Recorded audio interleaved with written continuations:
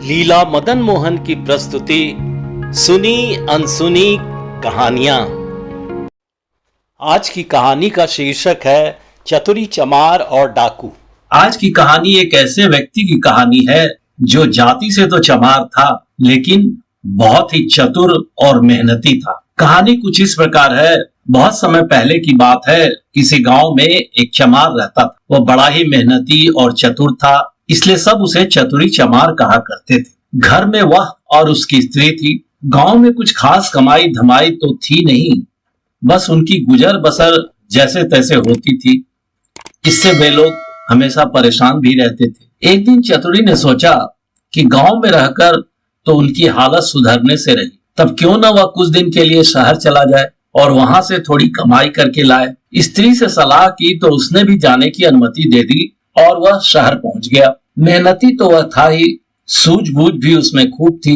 कुछ ही दिनों में उसने अच्छे खासे रुपए कमा लिए। इसके बाद वह गांव को रवाना हो गया। रास्ते में घना जंगल पड़ता था। जंगल में डाकू रहते थे। चतुरी ने मन ही मन कहा कि वह रुपए ले जाएगा तो डाकू छीन लेंगे। उसने उपाय खोजा, एक घोड़ी खरीदी और कुछ सिक्के उसकी पूंछ में बांधकर चल दिया। कुछ ही दूर जाने के बाद उसे अपनी ओर कुछ आकृतियां आती हुई दिखाई पड़ी और देखते देखते डाकुओं ने उसे घेर ही लिया। चतुरी तो एकदम डर गया, मगर उसने अपना धैर्य नहीं खोया।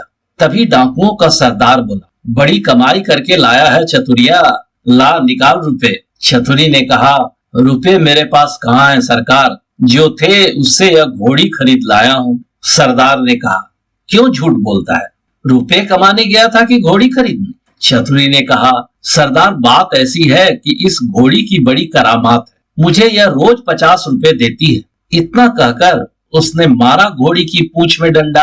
बस तभी खन खन करके 50 रुपए नीचे गिर पड़े। सभी डाकू थे तो बलशाली, मगर सब परले दर्जे के मूर्ख भी थे। तभी डाकुओं का सरदार बोला, सुन भाई, यह घोड़ी तुमने कितने में खरीदी है? चतुरी ने कहा, क्यों, उससे तुम्हें क्या? वह बोला, हमें रुपए नहीं चाहिए, यह घोड़ी दे दो। नहीं, चतुरी ने गंभीरता से कहा, मैं ऐसा नहीं कर सकता, मेरी रोज की आमदनी बंद हो जाएगी। सरदार बोला, ये ले घोड़ी के 100 रुपए और घोड़ी मुझे दे दे। डाकुओं की जमात को देखते हुए चतुरी ने और आग्रह करना ठीक नहीं समझा। रुपए लेकर घोड़ी उन्हें दे दी और गांव की ओर चल पड़ा। घर आकर सारा किस्सा अपनी स्त्री को सुना दिया। उसने कहा, हो न हो 2-4 दिन में डाकू यहाँ आए बिना नहीं रहेंगे, हमें तैयार रहना चाहिए। अगले दिन चतुरी ने क्या किया कि वह खरगोश के एक से दिखने वाले 2 बच्चे ले आया। एक उसने स्त्री को दिया और बोला, मैं रात को बाहर की कोठरी में बैठ जाया करूंगा, जैसे ही डाकू आए इस खरगोश के बच्चे को यह कहकर छोड़ देना कि जा चतुरी को बुला ला, आगे मैं संभालूंगा। उधर डाकुओं का सरदार घोड़ी को लेकर अपने घर गया और रात को आंगन में खड़ा करके पूंछ में डंडा मारा और बोला, ला रुपए। मगर रुपए कहाँ से आते? उसने कस कस कर कई डंडे पहले तो पूंछ में मारे, फिर कमर में भी मारे। घोड़ी ने आखिरकार लीद कर दी, पर रुपए नहीं दिए। आखिर रुपए देती कहाँ से? सरदार समझ गया कि चतुरी ने बदमाशी की है, पर उसने अपने साथियों से कुछ भी नहीं कहा। घोड़ी दूसरे डाकू के यहाँ गई, फिर तीसरे के यहाँ गई। उसकी खूब मरम्मत हुई, पर रुपए बेचारी कहाँ से देती? चतुरी ने उन्हें मूर्ख बना दिया, लेकिन इस बात का कोई भी अपने साथी से कहे तो कैसे? उनकी हंसाई जो होती। आखिर 5वें डाकू के यहाँ जाकर घोड़ी ने दम तोड़ ही दिया। तब जाकर भेद खुला। फिर सारे डाकू मिलकर एक रात को चतुरी के घर पहुंच गए। दरवाजा खटखटाया। चतुरी की घरवाली ने दरवाजा खोल दिया। सरदार ने पूछा, कहाँ है चतुरी का बच्चा? स्त्री बोली, वह खेत पर गए हैं, आप लोग बैठे हैं, मैं अभी बुला देती हूँ। इतना कहकर उसने खरगोश के बच्चे को हाथ में लेकर दरवाजे के बाहर छोड़ दिया और बोली, जा रे चतुरी को फौरन बुला ला। क्षण भर बाद ही डाकुओं ने देखा कि चतुरी खरगोश के बच्चे को हाथ में लिए चला आ रहा है।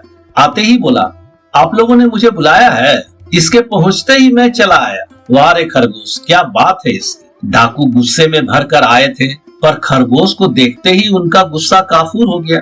सरदार ने अचरज में भरकर पूछा, यह तुम्हारे पास पहुंचा कैसे? चतुरी बोला, यही तो इसकी तारीफ है सरकार, मैं 7वें आसमान पर हूँ तो वहां से भी बुला ला सकता है। सरदार ने कहा, चतुरी ऐसा कर, तू यह खरगोश हमें दे दे। हम लोग इधर उधर घूमते रहते हैं और हमारी घरवाली परेशान रहती है, वह इसे भेजकर हमें बुलवा लिया करेगी। दूसरा डाकू बोला, तूने हमारे साथ बड़ा धोखा किया है, रुपए ले आया और ऐसी घोड़ी दे आया कि जिसने एक पैसा भी नहीं दिया और मर भी गई। खैर, जो हुआ सो हुआ, लेकिन अब यह खरगोश हम लोगों को दे दे। चतुरी ने बहुत मना किया तो आखिरकार सरदार ने फिर 100 रुपए निकाले और बोला, यह ले, ला दे खरगोश। चतुरी ने चुपचाप रुपए ले लिए और खरगोश दे दिया। डाकू चले गए। चतुरी ने आगे के लिए फिर एक चाल सोची। उधर डाकुओं के सरदार ने खरगोश को घर ले जाकर अपनी स्त्री को दिया और उससे कह दिया कि जब खाना तैयार हो जाए तो इसे भेज देना, और वह बाहर चला गया। दोस्तों के बीच बैठा रहा। राह देखते देखते आधी रात हो गई, पर खरगोश नहीं आया तो वह झल्लाकर घर पहुंचा और स्त्री पर उबल पड़ा। स्त्री ने कहा, तुम नाहक नाराज होते हो, मैंने तो घंटों पहले खरगोश को भेज दिया था। सरदार समझ गया कि यह चतुरी की शैतानी है। वे लोग तीसरे दिन रात को फिर चतुरी के घर पहुंच गए। उन्हें देखते ही चतुरी ने अपनी स्त्री से कहा, इनके रुपए लाकर दे दे। स्त्री बोली, मैं नहीं देती रुपए। चतुरी घर जा और उसने कुल्हाड़ी उठाकर अपनी स्त्री पर वार कर दी। स्त्री लहूलुहान होकर धरती पर गिर पड़ी और आंखें मूंद गई। डाकू तो दंग रह गए।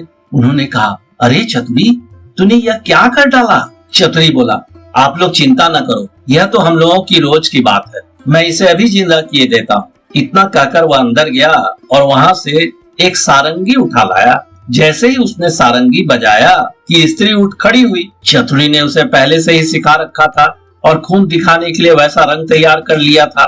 नाटक को असली समझकर डाकुओं का सरदार चकित रह गया।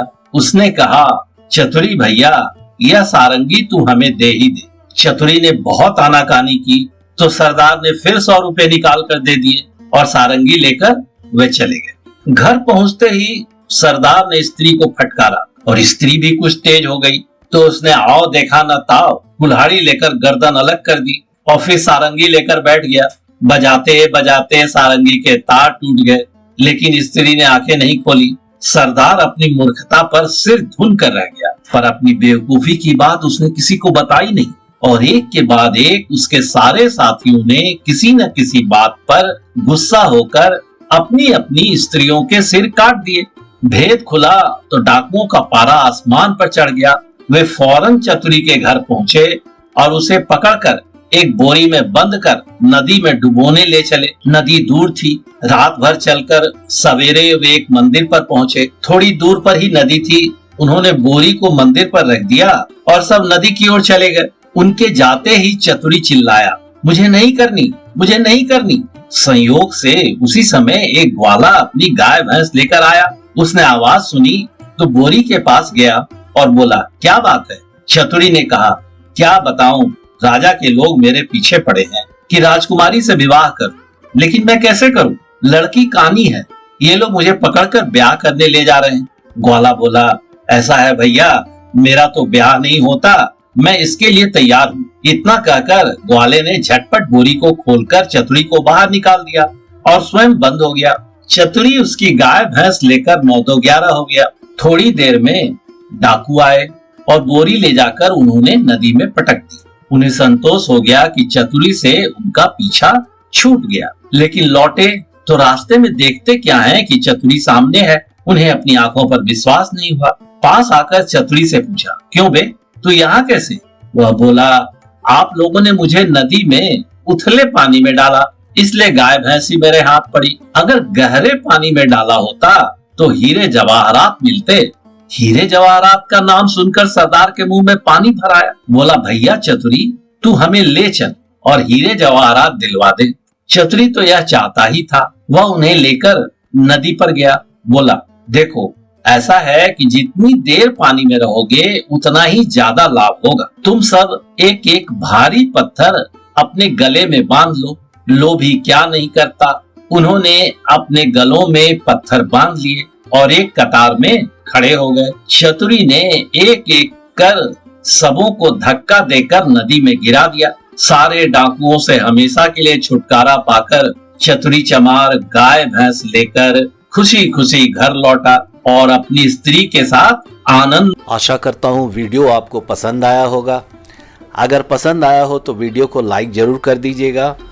एक बात और, अगर आप इस चैनल पर नए हैं तो चैनल को सब्सक्राइब कर दीजिएगा और बेल आइकन को भी प्रेस कर दीजिएगा, जिससे मेरे नए वीडियो का नोटिफिकेशन वीडियो अपलोड होते ही आपको मिल जाए। तो आज के लिए बस इतना ही। फिर मिलते हैं अगले वीडियो में। तब तक के लिए राधे राधे।